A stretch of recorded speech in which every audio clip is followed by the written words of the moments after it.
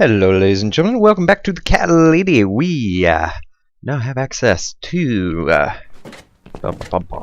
Brian and Jesse. I think it was Jesse. His room. Yeah. Let's go on in. Just open it. It's locked. Look at that. Mitzi, do your thing. In the dark. Now that he's gone, we can get inside? Yes, let's do that. I'll close my eyes and you pick that lock, Mitzi. Okay. Okay, but no peeking. I'd never. Okay. You've really hurt my feelings now. Yeah. Now close them.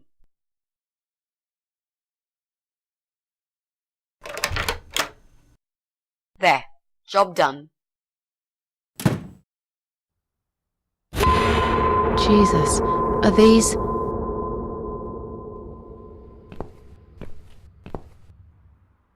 Relax, Mrs. A. They're just Halloween masks. Oh, good. That's good. Because I swear, if I see another bloody head...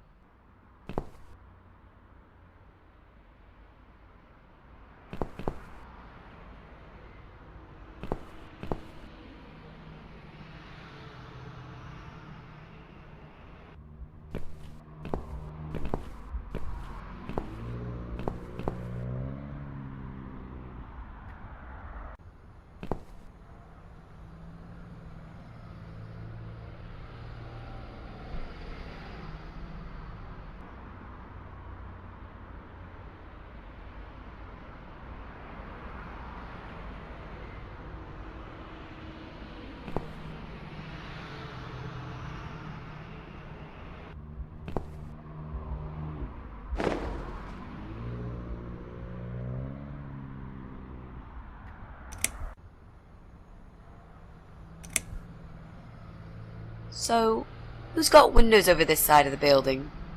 Well, Joe Davis lives right below. I guess we could also check one flat below Joe's. I just hope the cable's long enough. Let's find out, shall we? Yay. Down we go.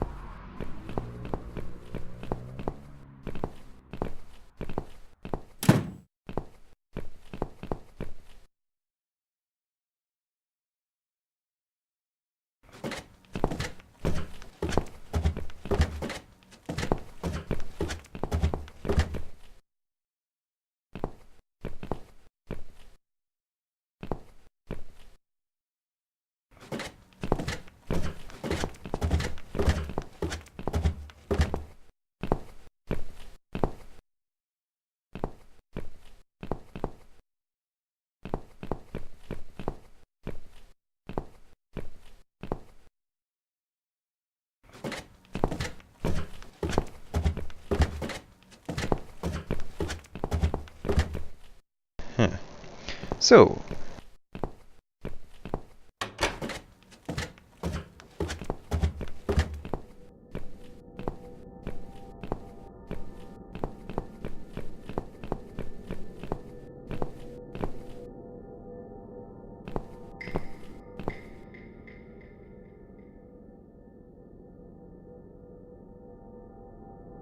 We need to make some adjustments.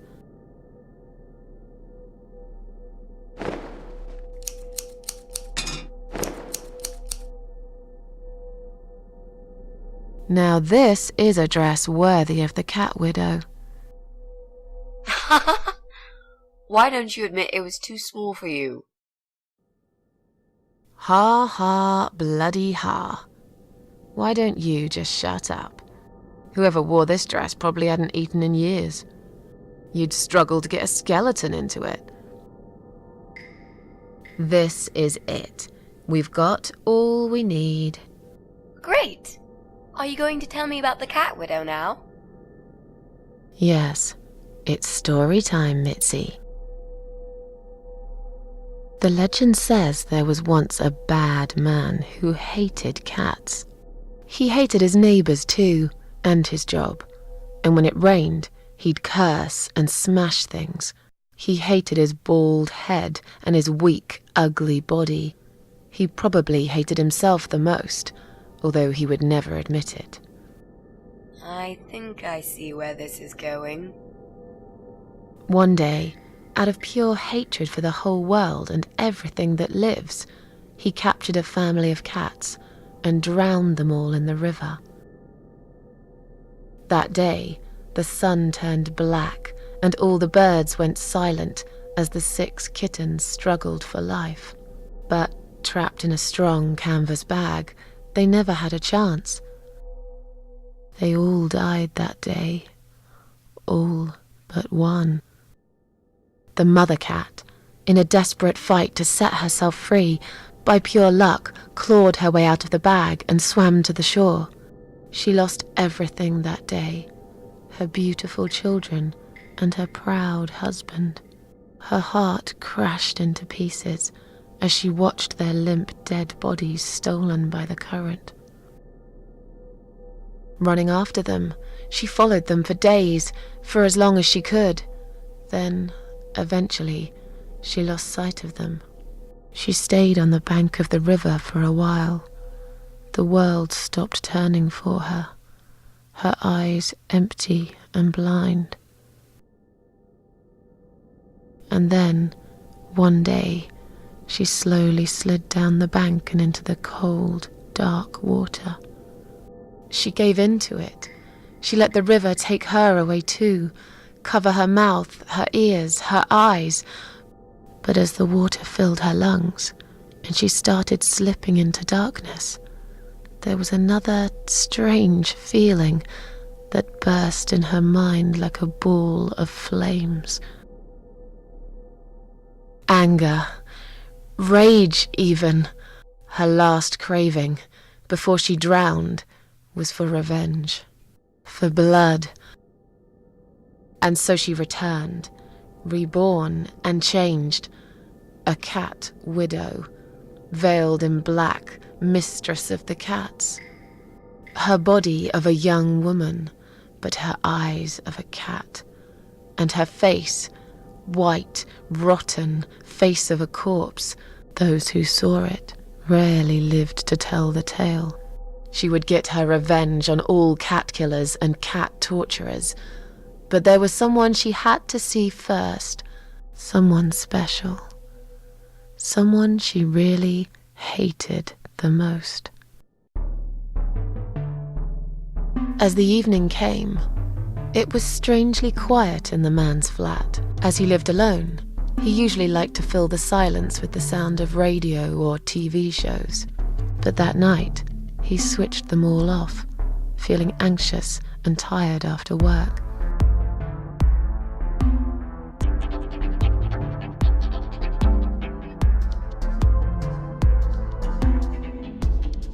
He tried to sleep, but couldn't. And for once, there wasn't anyone there he could blame for it. As he stared through the window, he kept thinking about how much he hated that view. He liked it once, a long time ago, when his wife was still there and they were happy together. Suddenly, he heard knocking on the door. Some part of him was glad, because that meant he could take it out on whoever decided to bother him.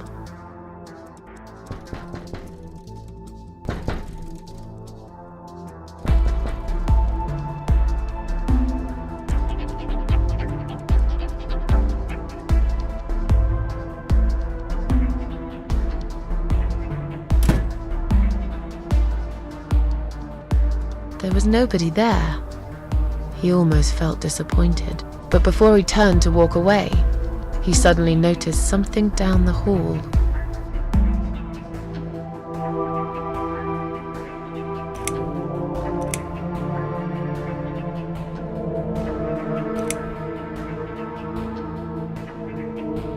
He noticed a shadow of a cloaked figure standing ahead.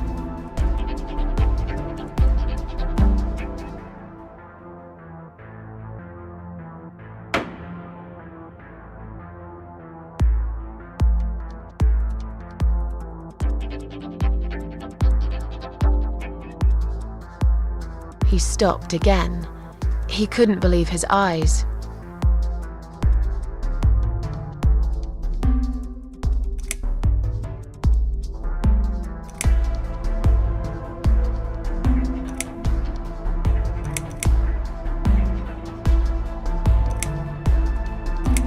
Someone wrote "Cat Killer" on his door.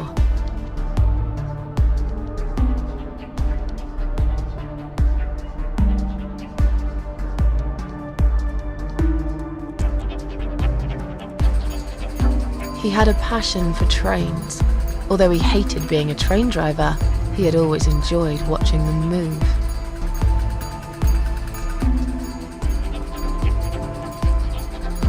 But now, his train model was moving all on its own.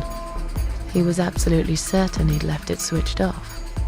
And yet, there it was, running at crazy speed, remote control missing. Something was seriously wrong, and that something had entered his home now too.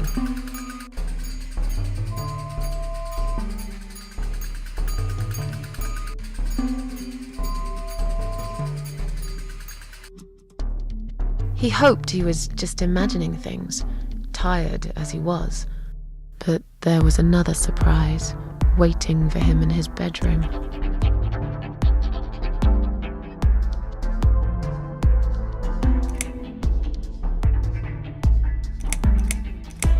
"Cat Widow is here," was written all over the wall.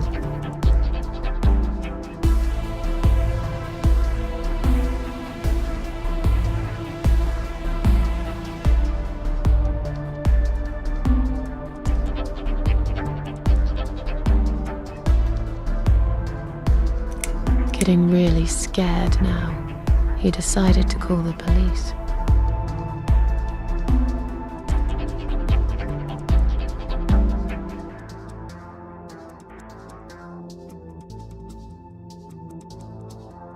His phone was of no use. The SIM card had been removed, and that wasn't even the worst part. There was a photo of a black cat set as screensaver. He remembered this cat. He'd watched that strange pest control man put it in a cage and into his van. He'd looked at it through the window for a while, then pulled the curtains and went to bed.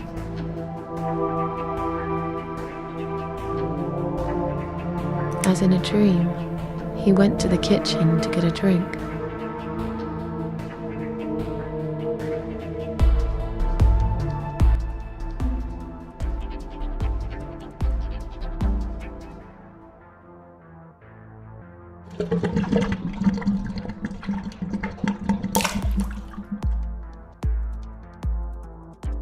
There was no water.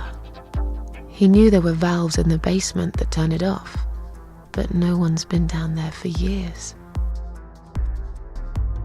He felt sick. None of this made any sense. And yet, deep down, he knew what he did to the cats was wrong. There was a part of him that almost wanted to be punished. The part he tried so hard to hide. He thought he'd heard something in the corridor. Was there someone there with him?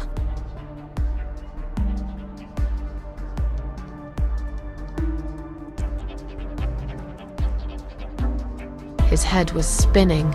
He felt ambushed, trapped, like an animal. He had to get out of there.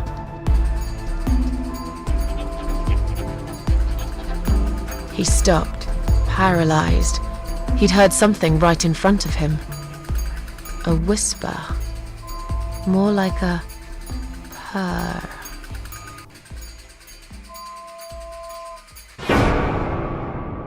She was there, in the dark corner of his living room, waiting. Black veil covering that pale, dead face. And yet, he could almost feel Cat Widow's eyes piercing through him. She came closer, like a ghost, and swiftly removed the veil.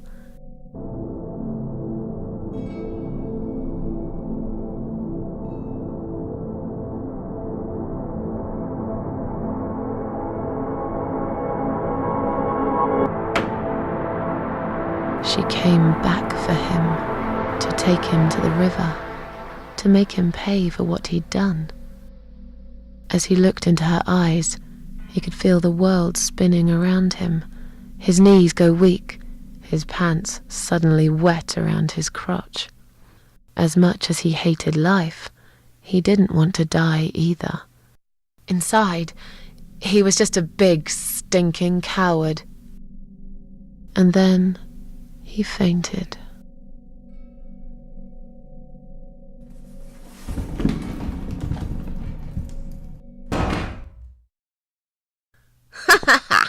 Did you see his face? I knew he'd fall for this. Yeah, we scared the living shit out of him. Now that's teamwork. Are you sure he won't know it was you, though? Oh, he probably will, once he's had time to think about what happened. But he's too proud to ever admit he's been beaten by a woman. I know him just about enough to know that. Let's hope so. I don't want you to get in trouble because of me. No. That was something I had to do for myself. And I feel much better for it. The only problem now is that we still haven't found Eye of Adam. Because it definitely isn't Brian. I've searched through his laptop and all I found was a load of porn. Let's cross him off the list.